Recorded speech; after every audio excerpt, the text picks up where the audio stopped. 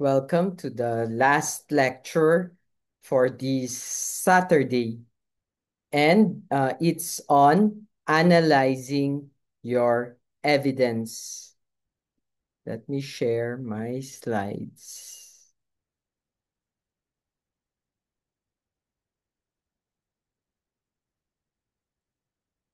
This week, of course, in the fourth tranche, marks a major turning point.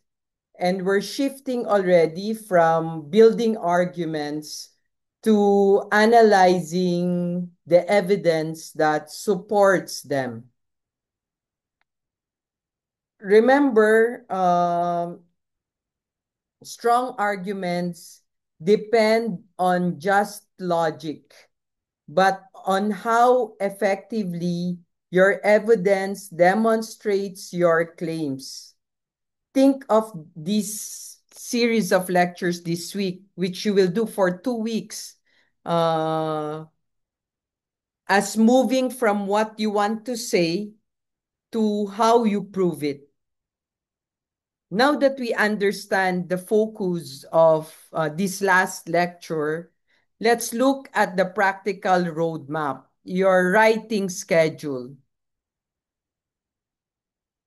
This, uh, this slide outlines a 5-day plan that structures your work: reading, highlighting, evaluating, assessing, and gathering evidence.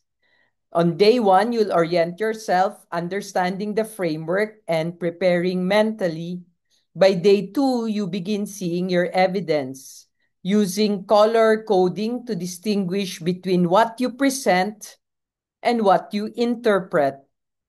Day three asks you to judge your evidence quality and relevance.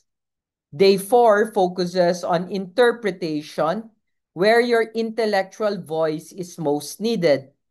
And finally, day five ensures completeness, gathering what's missing. Note that the time estimates, they help keep your expectations realistic and, of course, prevent burnout. As we begin this heavy lifting phase, let's take a moment to celebrate how far you've come.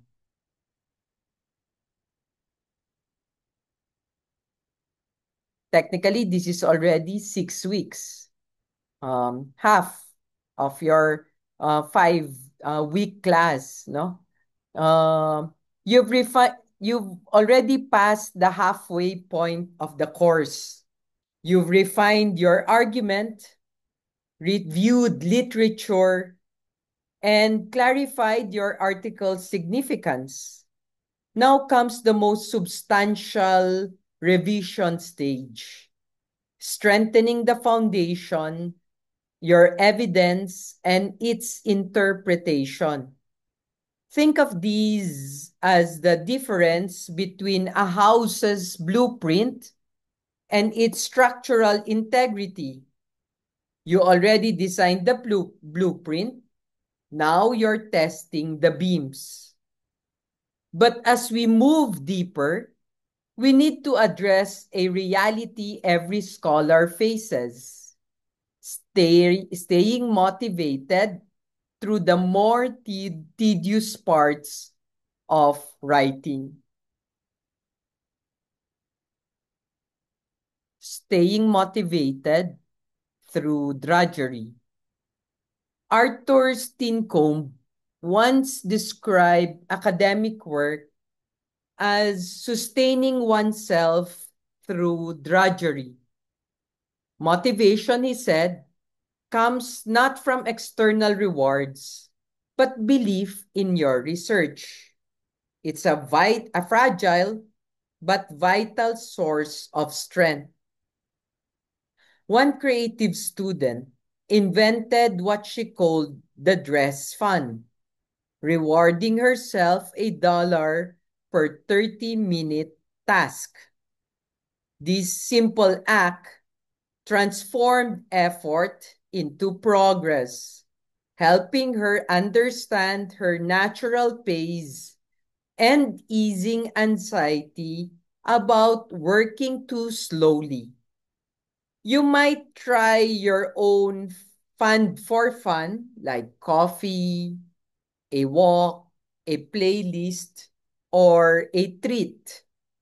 What matters is consistency, not the size of the reward.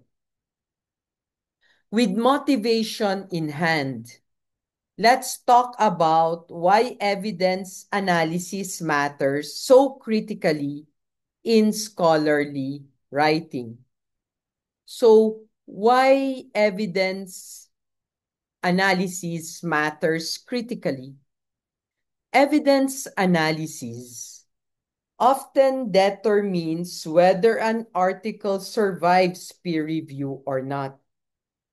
As research shows, up to 38% of rejections stem from poor analysis, superficial interpretation, or unsupported conclusions. Another 35% result from inadequate interpretation. This means that even well-designed studies fail in their evidence precisely because it isn't analyzed rigorously. Journals expect authors to think with their data, not just present it.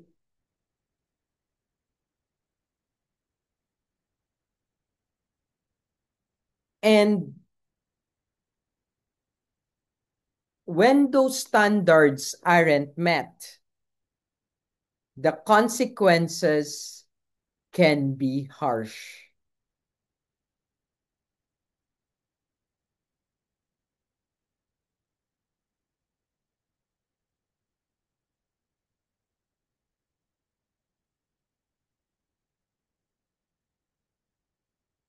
As you can see, the different statistics where you realize 38% poor analysis and then 35% inadequate interpretation are the top reasons, one of the top reasons why journals reject articles. Of course, nothing is higher than inadequate theory and methodological issues also.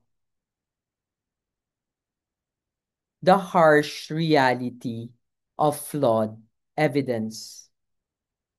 Editors often label articles with weak evidence or flawed methods simply as hopelessly flawed. That verdict can effectively block publication, not because the idea is bad, but because the evidence doesn't stand up to scrutiny. But remember, some rejections stem from editorial bias or misjudgment. Your task is to minimize legitimate flaws so that if rejection comes, it's for disagreement, not evidence failure. Still, there is a silver lining. Even great works often face rejection first.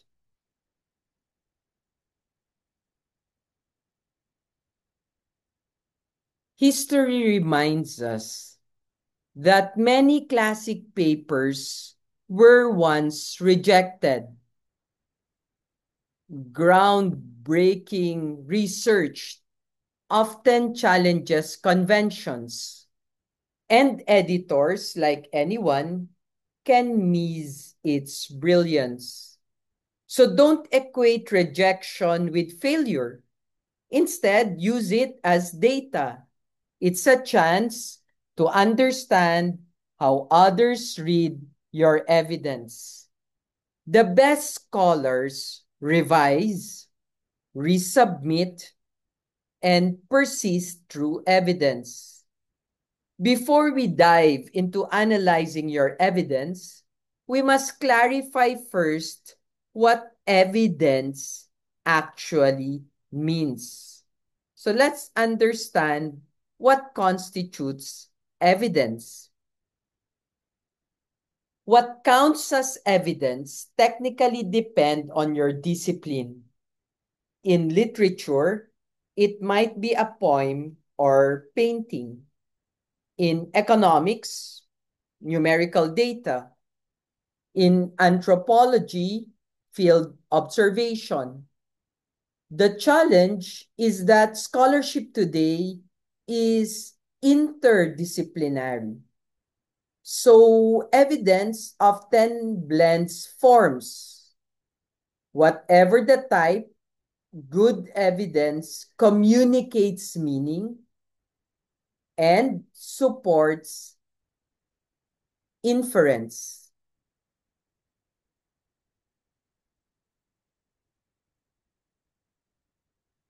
But before collecting more, remember, our instinct to gather endlessly can also work against us or contrary to us. The temptation to gather more evidence. We need to resist the urge to collect more data before analyzing what you already have. The most insightful work often arises from deep analysis of a few pieces of evidence. Analyze first, interpret deeply, and only then decide if more is needed. As the slide says, arguments are won through insight, not volume. Now that we've set the foundation, let's explore the four main evidence types. We classify evidence into four main types: textual, qualitative, quantitative, and experimental. Let's look at textual evidence first. For textual evidence, remember, texts include more than words. They're any human artifact carrying meaning. In the humanities, these may be novels or paintings. In sciences, even published studies functions as texts. The example of the Ethiopian hagiography shows how layered primary and secondary sources can build a rich argument. But what if your evidence comes from lived experience? Then we move to qualitative evidence. So this is the example of the Ethiopian female saint.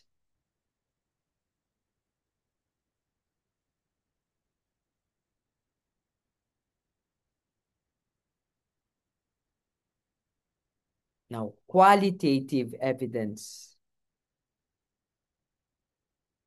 This comes from field work, interviews, and even observations. Methods that capture context and human nuance.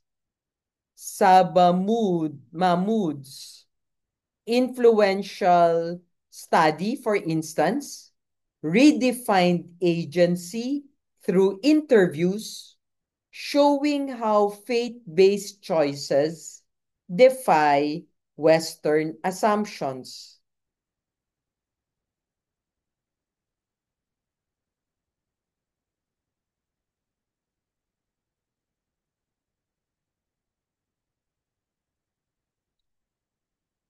Some of you, however, deal in numbers.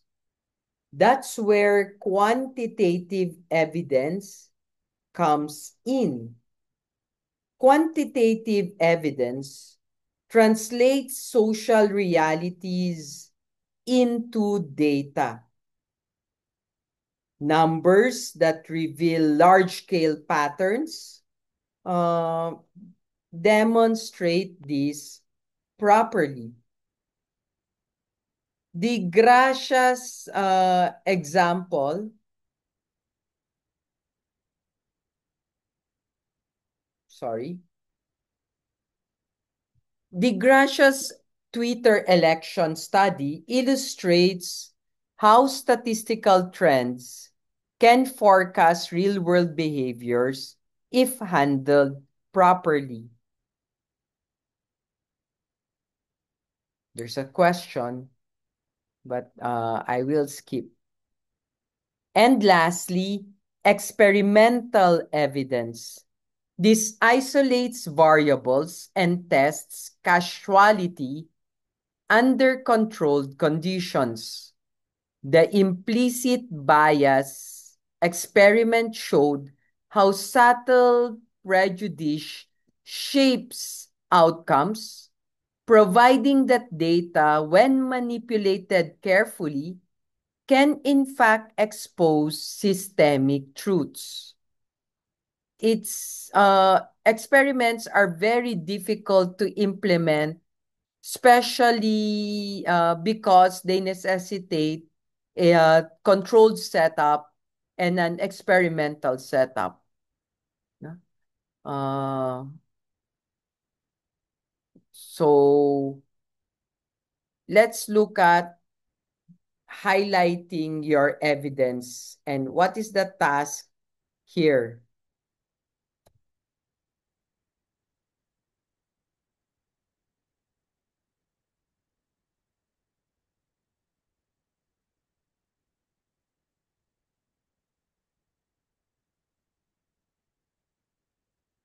Our focus now shifts to from understanding what evidence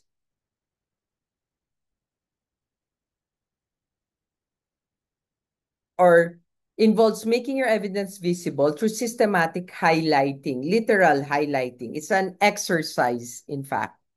Uh, the goal is not just to recognize evidence, but to make its presence and function visible within our writing. By systematically highlighting your text, you'll begin to visualize the balance between presentation, what the evidence is, and interpretation, what the evidence means. Presentation, what the evidence is. Interpretation, what the evidence means. This exercise may feel mechanical at first, but it's really an eye-opener. It transforms something abstract into something visual and measurable. And that's powerful. So before we pick up our highlighters, let's make sure we're fully prepared for the exercise. Preparing for your highlighting exercise. To do this right, start with a locked version of your article, either printed out or converted to PDF. This prevents you from falling into the trap of editing while analyzing. We're not revising yet. We're simply observing. Next, defamiliarize yourself with your text. Shrink it, change the font, or view it in a different format. Anything that helps you read it as though someone else wrote it. Why? Because distance breeds insight. When we see our writing too familiarly, we miss patterns. Lastly, gather your tools. Green for presentation of evidence, blue for interpretation of evidence. You'll soon discover which color dominates. And that realization can be transformative. Let's begin by applying the first layer of green.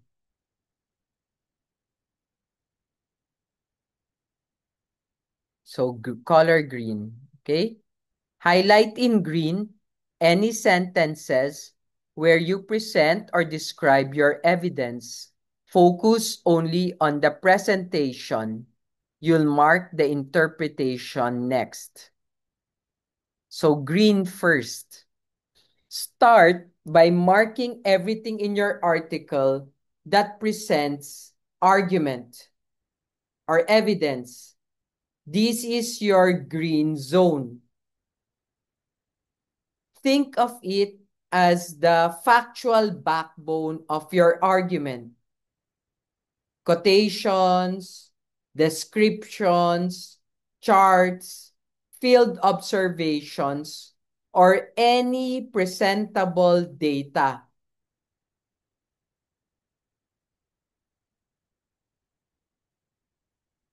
If you're in the humanities, this might be textual excerpts or visual analysis.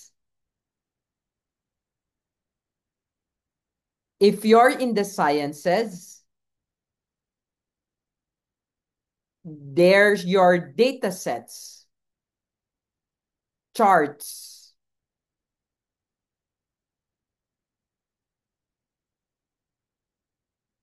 experimental outcomes. The key insight here is that presentation alone isn't enough. Without accompanying analysis, green text can become descriptive rather than persuasive. But identifying it now helps you later ensure that every piece of evidence has a voice through your interpretation. Once all your green has been revealed, it's time to give meaning to it. Let's move to blue. Highlight blue any sentences where you analyze, interpret, or explain your evidence. Now shift your focus to blue, marking every sentence where you interpret, analyze, or explain your evidence. This step brings the argument to life. It's where your intellectual work becomes visible. You might notice that blue is harder to identify because interpretation is subtle than presentation. It is the connective tissue, the why and so what behind your data. In scientific writing, interpretation often lives in the discussion section. In the humanities, it's often intertwined, analyses and evidence appearing side by side. A quick rule of thumb: if the sentence explains why the evidence matters or what it means, it most probably deserves blue. Once both colors are on the same page, you're ready for the most revealing step: evaluating the balance between them.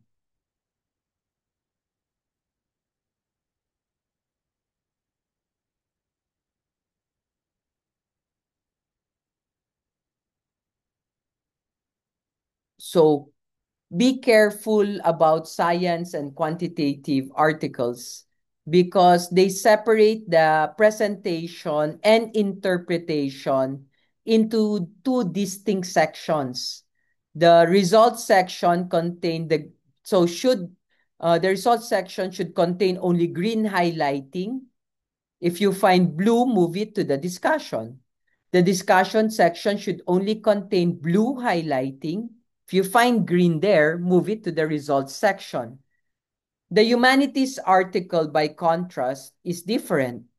Humanities and interpretative journals or articles typically interweave presentation and interpretation throughout, with both colors appearing together in most paragraph.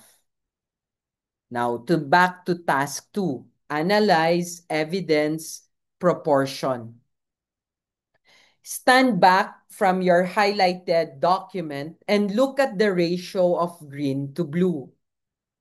Do you see a sea of green with only packets of blue? That may signal too much description, not enough interpretation. If your paper is overwhelmingly blue, you may have under-supported claims. And here's a very helpful metric. At least 1/3 should be blue, no more than half should be green. Ideally, follow the 2:1 rule. 2:1. 2 lines of analysis for every 1 line of evidence. This visualization forces you to see your argument as a dynamic relationship between facts and thoughts. Remember the maxim, evidence can't speak for itself, you must speak for it. But proportion isn't the only concern. We also need to assess the amount of evidence we are using.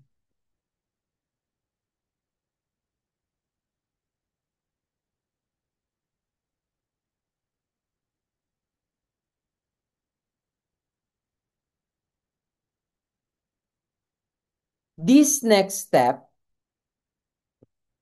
asks, do you have the right amount of evidence? Not just in terms of space, but in density, variety, and depth. Sometimes less is more. A few well-chosen, deeply analyzed examples often carry more persuasive power than an overwhelming collection of surface-level data.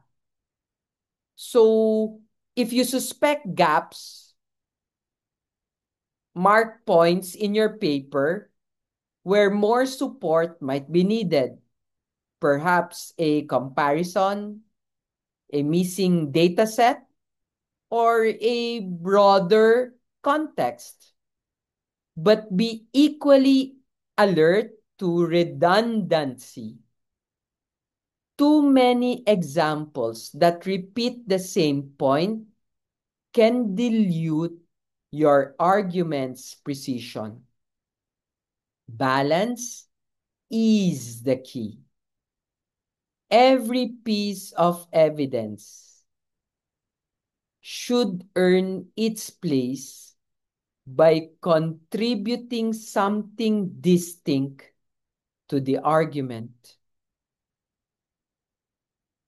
Evidence doesn't have to be only textual or numerical.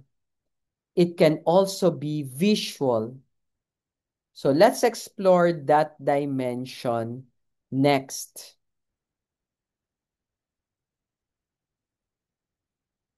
So identify where more evidence is needed and then add evidence when necessary. But also identify where less evidence is needed. So let's move to the visual evidence presentation. Visuals are not decorative. They're interpretive tools.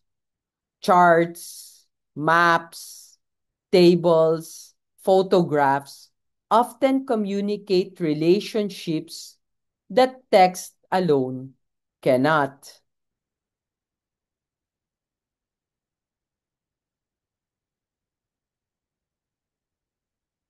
In the humanities, visuals might include manuscript pages, photographs, or images of artifacts that add depth and engagement. In quantitative or scientific fields, visual representation is essential. Many readers and reviewers go straight to the tables and graphs before reading the prose. The question you should ask is, am I showing my evidence in the most effective way possible? If not, consider where a visual element could clarify complexity or highlight trends. Once you've highlighted or visualized, you're ready for a new layer of reflection, assessing not just what you use, but how good it is.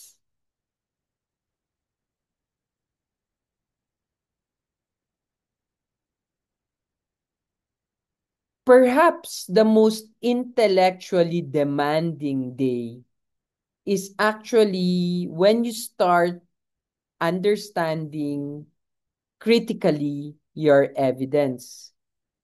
You're no longer just identifying or labeling evidence, you're actually assessing it. You're evaluating its strength, relevance, and placement. Start by marking your strongest evidence with a check mark and the weaker or questionable examples with a circle. Be honest. The goal isn't perfection, but awareness.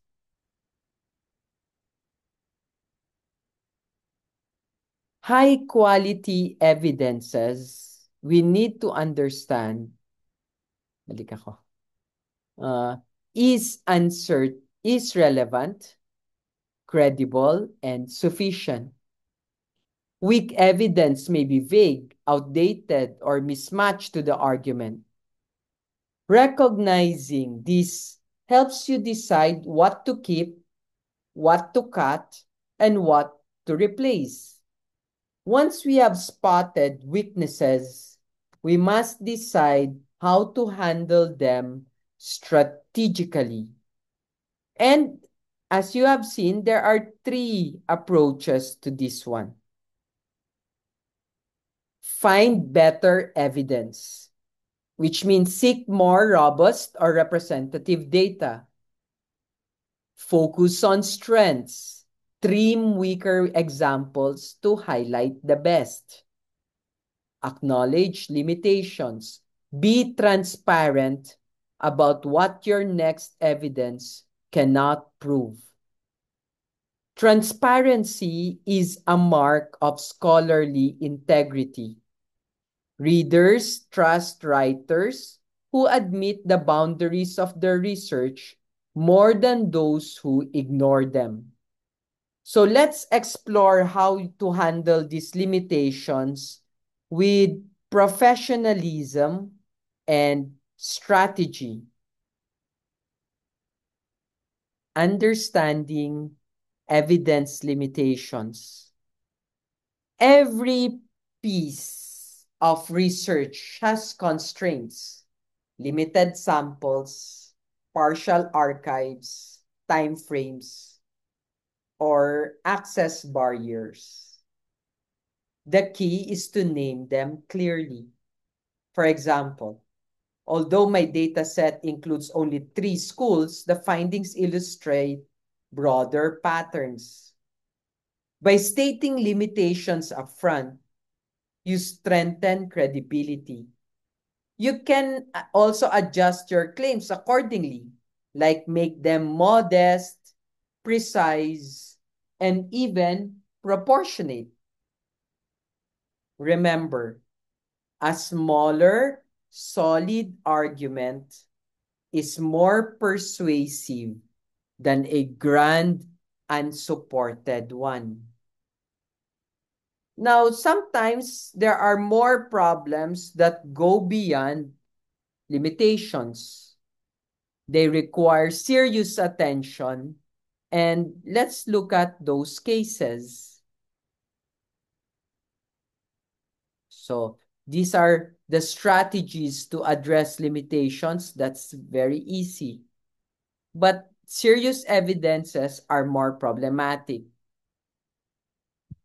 Certain flaws can't simply be rephrased or reframed. Outdated qualitative data, statistically insignificant results, poor methods, or incorrect casual claims may jeopardize publication. For instance, data more than 5 years old may be considered stale in many journals. If your results aren't statistically significant, you can still publish them as null findings if you frame them as valuable challenges to preventing assumptions. Poor methods or proxy errors, on the other hand, may demand more cautious conclusions or reframing as exploratory studies. Once we have examined, once we have examined our evidence thoroughly, it's time to look inward to the intellectual core of scholarship, interpretation. So it can be dated qualitative evidence, statistically insignificant results, or poor research methods, or incorrect casual claims, or proxy errors, or comparability issues, or unreliable authorship, unreliable text, category errors, poor translations. There can be many.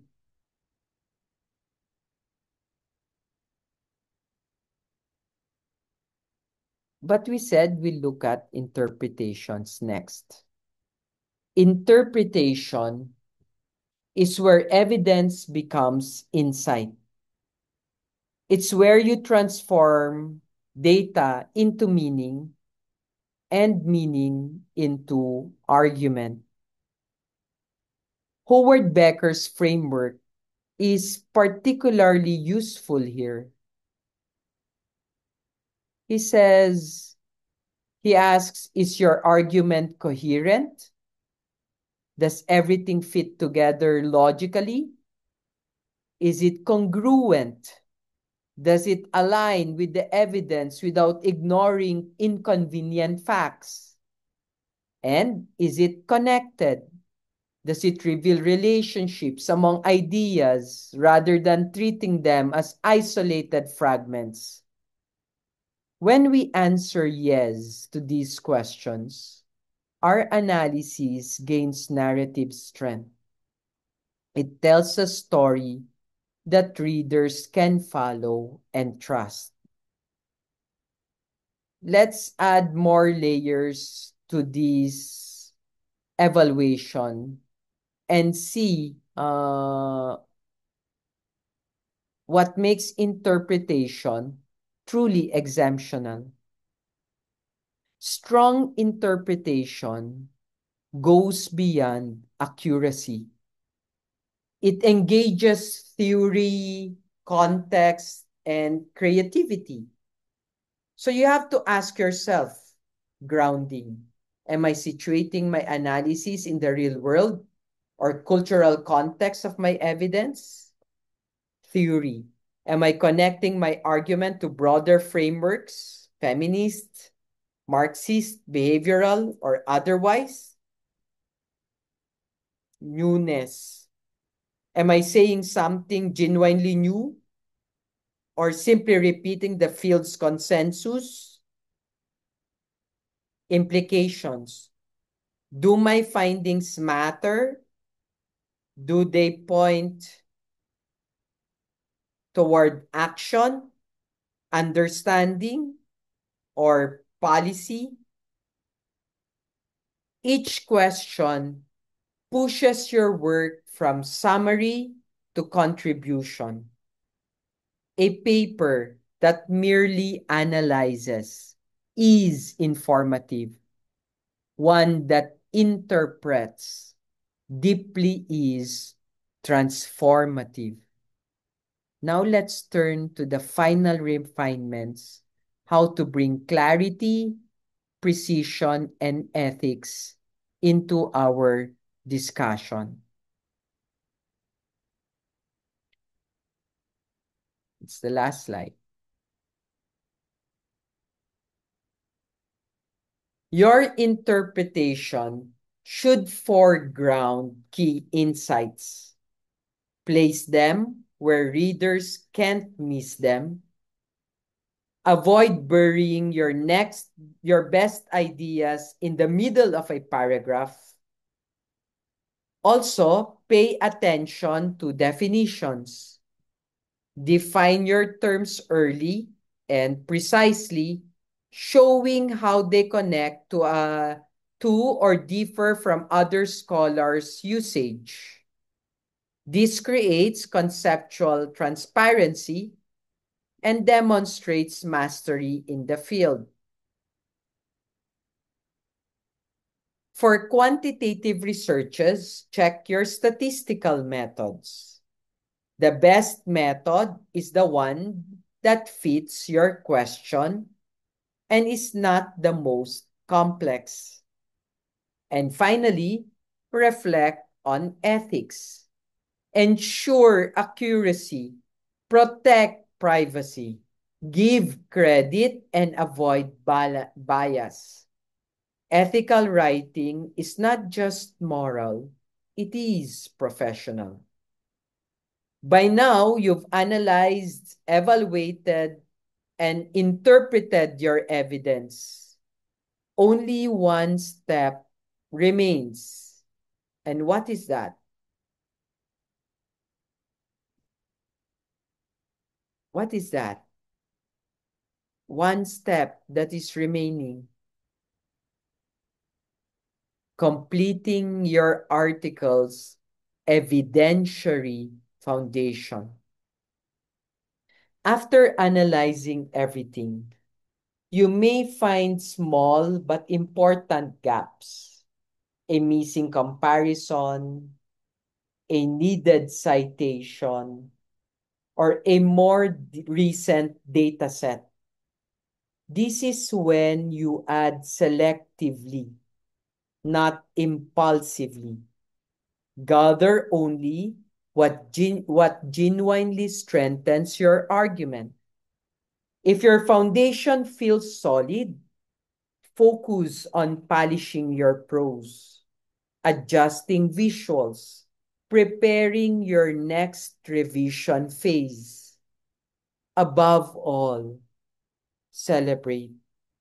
You've completed one of the most rigorous intellectual processes in scholarly writing. You haven't just assembled evidence, you've learned to see, judge, and interpret it like a professional researcher. As you close this week, remember, evidence is the heartbeat of argument, but interpretation is its voice. When you master both, you don't just write, you contribute. Thank you very much for listening.